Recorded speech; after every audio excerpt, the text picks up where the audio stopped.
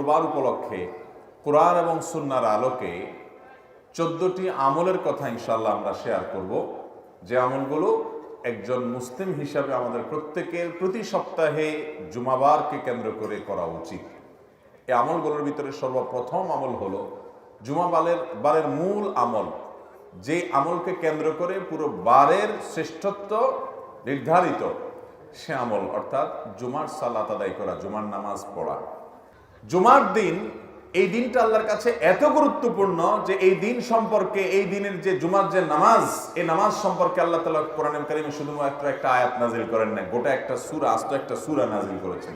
সূরার নামই দিয়েছেন সূরাতুল জুমআ। ইয়া আইয়ুহাল্লাযীনা আমানু, আল্লাহ সেখানে বলেছেন, হে ঈমানদারগণ, ইযা নুদিয়া লিস-সালাতি মিন ইয়াউমিল জুমআ, জুমার দিন যখন আযান দেয়া হবে, জুমার প্রতি যখন মুয়াজ্জিন আহ্বান করবে, ফাসআউ ইলা যিকরিল্লাহ, তখন আল্লাহর জিকিরের দিকে তোমরা দৌড়াও। ওয়াদারুল বাই', বেচা কিনা ব্যবসা বাণিজ্য সব রেখে দাও এবং আল্লাহর ডাকে সাড়া দিয়ে চলে যাও। ইমানদারের কাছে ফরজ নামাজের মধ্যে অন্য সব সাধারণ ওয়াক্তের চাইতে জুমার নামাজের গুরুত্ব অনেক বেশি। তাহলে জুমার দিনের প্রধান আমল হলো জুমার নামাজ আদায় করা। সপ্তাহের মধ্যে যত দিন আছে এর মধ্যে সবচেয়ে সেরা শ্রেষ্ঠ দিন হলো এই দিনটা। এই জন্য জুমার নামাজ জন্য আগে আগে যাওয়া, এটা হলো জুমার দিনের প্রথম আমল। নাম্বার 2, জুমার দিনের ফজরের নামাজ বিশেষভাবে জামাতের সাথে পড়ার চেষ্টা করা। এমনিতে সপ্তাহের যে কোনো দিনের 5 ওয়াক্ত নামাজের মধ্যে সবচেয়ে গুরুত্বপূর্ণ নামাজ হলো ফজর এবং আসর। ফজর এবং আসর। ফজরের নামাজের গুরুত্ব এবং মর্যাদা অনেক বেশি। বিভিন্ন হাদিসের আলোকে ফজর নামাজের প্রায় 10টি ফজিলত এবং গুরুত্বের কথা আমরা জানি।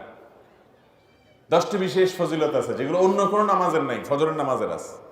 এই জন্য ইবলিস ফজরের নামাজে যাতে আমরা উপস্থিত হতে না পারি, এই জন্য বিশেষভাবে সে ডিউটি করে। নবী করিম সাল্লাল্লাহু আলাইহি ওয়াসাল্লামের হাদিসে তার বিস্তারিত বিবরণ আসছে। দেখবেন অন্য কোনো নামাজ পড়তে এত কষ্ট হয় না যত কষ্ট হয় ফজরের নামাজ পড়তে। এই জন্য মুসল্লিদের মধ্যে যারা ক্রিম মুসল্লি, মুসলমান হিসাবে যারা এ ক্লাসের, আফার ক্লাসের মুসল্লি, সেই মানুষগুলোকে ফজরের নামাজে মসজিদে জামাতের মধ্যে পাবেন, পুরুষদেরকে। এটা হলো সমাজের সবচাইতে আফার ক্লাসের মুসল্লি।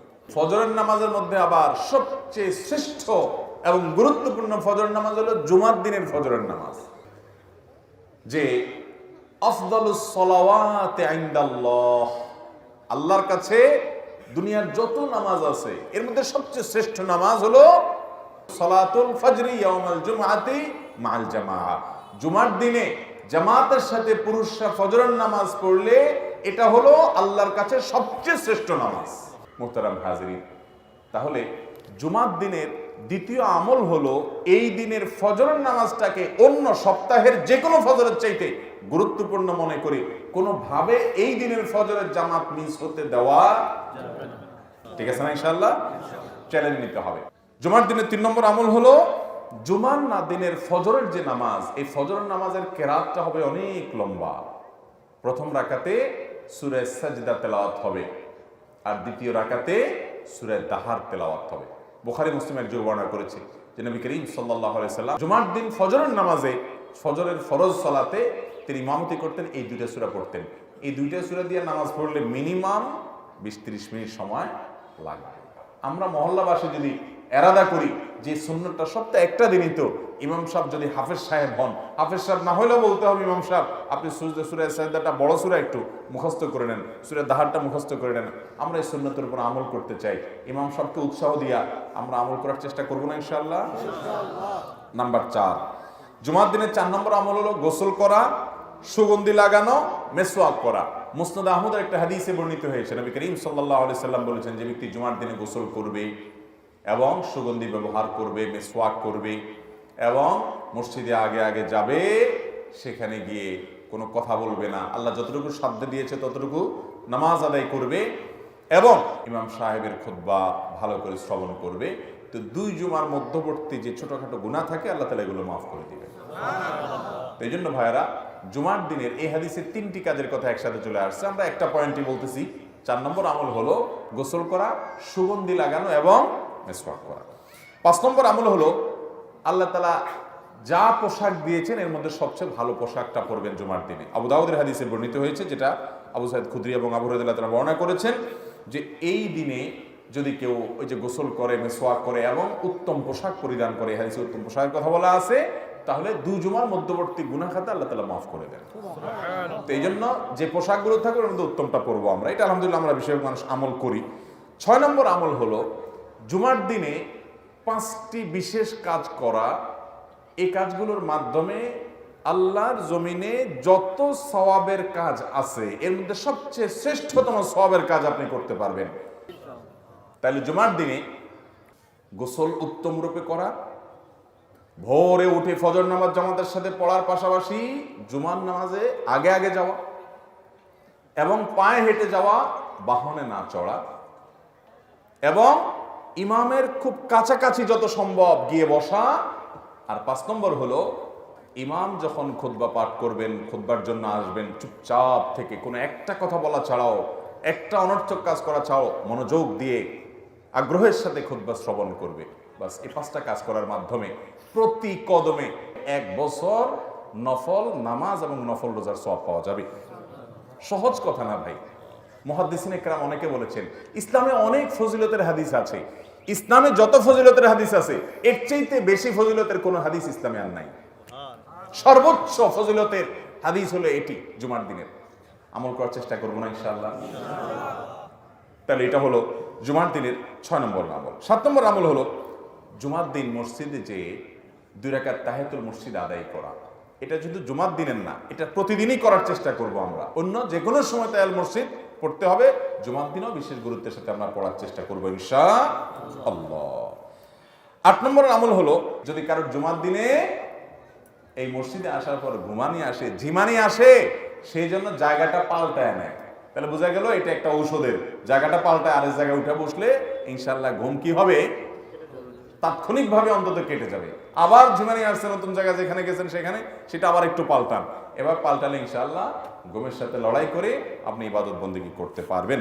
তাহলে ঘুম আসলে একটু জায়গা পরিবর্তন করা, এটা হলো 8 নম্বর আমল। 9 নম্বর আমল হলো মানুষকে বসতে সুযোগ দেওয়া এবং বিশেষ করে কারোর ঘাড় ধরে ধরে মানুষের ঘাড় ডিঙ্গায়া ডিঙ্গায়া সামনের কাতারের দিকে না যাওয়া। এই অপরাধটা নেতারা একটু বেশি করে, যারা একটু এলাকার নেতাগোতা থাকে ওনারা একটু বেশি করে, বাকি আমরা সুযোগ পাইলে কেউ ছাড়ি না। অথচ এটা খুব খারাপ জিনিস। বিভিন্ন বর্ণনায় আসছে যে জুমার দিন মুসল্লিদের গায়ের উপরে পাও দিয়ে দিয়া কাতার ভেঙে ভেঙে সামনের দিকে যে লোক যায় সে জাহান্নামের ব্রিজের উপরে সেই যেন আরোহণ করলো। অতএব জুমার দিনে মানুষের ঘাড় ডিঙ্গায়া সামনে যাওয়া যাবে না। আর কেউ আসলে তাকে একটু বসার জায়গা দিতে হবে, একটু নড়ে গিয়ে তাকে ফাঁক করে দিতে হবে, বসার জায়গা দিতে হবে। নবী আকরাম সাল্লাল্লাহু আলাইহি সাল্লাম সহিহ মুসলিম বর্ণিত হাদিসে এই বিষয়ে আমাদেরকে উৎসাহ দিয়েছেন। 10 নম্বরের আমল হলো জুমার দিনে জুমার নামাজে বিশেষভাবে সূরা জুমআ এবং সূরা মুনাফিকুন এই দুটো সূরা তেলাওয়াত করা নামাজের কেরাতের মধ্যে, অথবা সূরা সাব্বিহ ইসমা এবং সূরা গাশিয়া, সাব্বিহ ইসমা রাব্বিকাল আলা এবং সূরা গাশিয়া প্রথম রাকাতে এটা, দ্বিতীয় রাকাতে ওইটা, এটা তেলাওয়াত করা।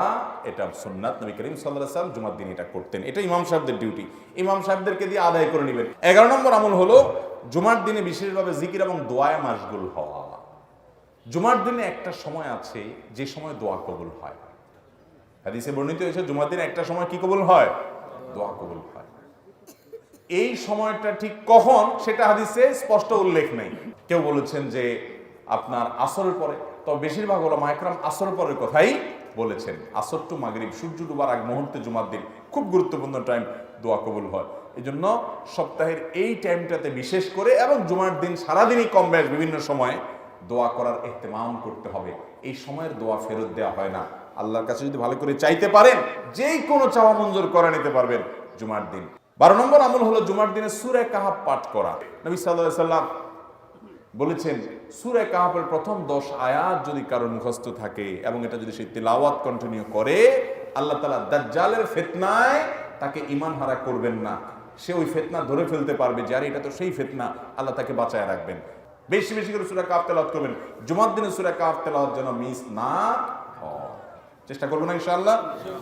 এটা 12 নম্বর আমল। 13 নম্বর আমল হলো জুমার দিনের দুরূদ বেশি বেশি করে পাঠ করা। ভাইরা আমার, এই জন্য শুক্রবারের এই আমলটা বৃহস্পতিবার সন্ধ্যা থেকে নিয়মিত করা শুরু করবেন, দুরূদ পাঠ করা। আপনি সাধারণ সবচেয়ে শ্রেষ্ঠ দুরূদ পাঠ করতে চাইলে দুরূদ ইব্রাহিম নামাজে যেটা পড়েন পড়বেন, এটা নবীজি শিক্ষা দিয়েছেন। আর সবচেয়ে ছোট দুরূদ পারলে সাল্লাল্লাহু আলাইহি সাল্লাম পাঠ করবেন, বাস যথেষ্ট।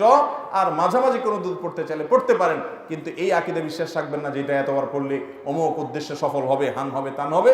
এগুলো সব মন গড়া, মানুষের নিজস্ব আবিষ্কার, হাদিস দ্বারা প্রমাণিত নয়। 14 নম্বর আমল হলো জুমার রাতে ঘুমাবেন এবং জুমার দিন খাওয়া দাওয়া করবেন। হ্যাঁ, যদি কারো রোজে বললাম চান্দ্র মাসের 13টা 14-15 রোজার মধ্যে শুক্রবার পড়ে যায়, সেই হিসাবে তো আপনি রাখবেন। অথবা আগে পরে মিলে কেউ এই দিনগুলোতে রোজা রাখেন, তার কোনো ফরজ কাজা রোজা রাখার আর কোনো সুযোগ নেই শুক্রবার ছাড়া, তিনি রাখবেন। এছাড়া জুমার দিন এই জন্য ফজিলত মনে করে এই দিন রোজা রাখা যাবে, শুধু এই দিনটাকে আলাদা নফল রোজার জন্য নির্ধারণ করা যাবে না, কারণ এটা খুশির দিন। অতএব 14 নম্বর বলতে পারেন আমল হলো খাওয়া দাওয়া করা, জুমার রাতে একটু ঘুমানো। পুরা রাত ঘুমাবেন না, সম্ভব হলে তাহাজ্জুদের জন্য দাঁড়াবেন, আর ফজর তো অবশ্যই পড়বে। আমল করার চেষ্টা করবো না ইনশাআল্লাহ।